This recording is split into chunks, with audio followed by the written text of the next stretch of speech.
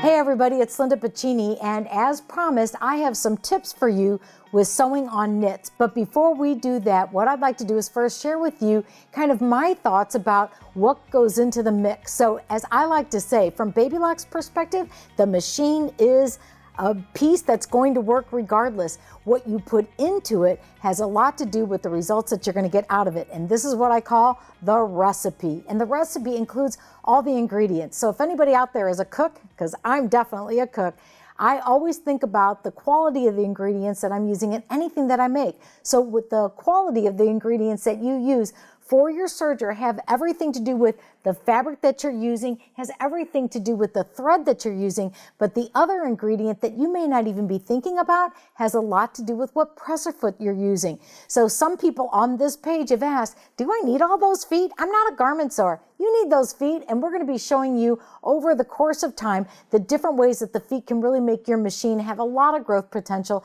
and help you do a lot more with it. But right now, what I want to talk to you about is the fabrics that I'm using, because this is a part of the equation that helps me understand what I need to do to make the perfect recipe for success. So in front of me are some fabrics that you're probably familiar with, especially when it comes to knits. Well, to begin with, this is a denim, and a lot of denims today, well, they actually have quite a bit of stretch in it. So I've included that in with my knit conversation.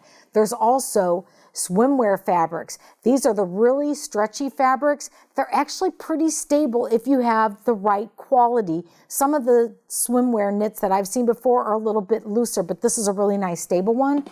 This is a ponte knit, and this is a beautiful stable knit that I like. Then we have this really flimsy knit, but oh, does it feel good. This is kind of a brush look, and this is one of my absolute favorites. This is a brushed knit, and this is from So English Fabrics. And I'm going to tell you, the reason why I'm attracted to this fabric is what you're finding and ready to wear. It's that fabric that you put on, you think like, don't let anybody know. It feels like I'm wearing my pajamas to work today. It's that soft and nice. But let me show you something. The reason why I picked this fabric in particular is that when you go to serging it, you may be getting a little bit less than what I consider to be perfect results the first time. So see how hard it is even to manage to get it to lay flat, but I promise you it's worth it. So I'm going to take my fabric and run it through.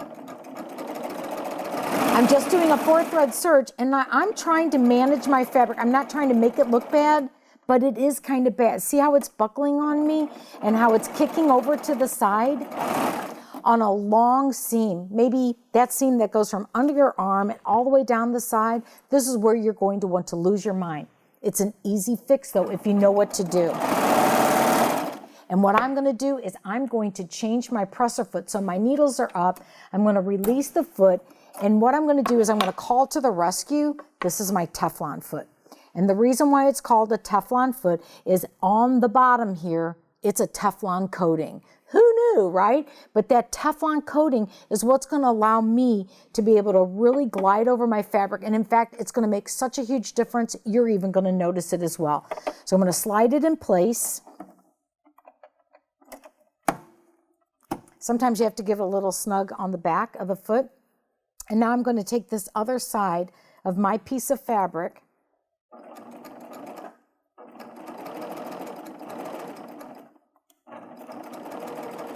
And when I run that through, I can really tell the difference. You can probably see it too. It's not buckling on the side. My technique is exactly the same. I'll cut it off over here on the side. And let's take a look at it. Exactly the same, but see the difference? See how this was hanging up on me? And it didn't do it on this side?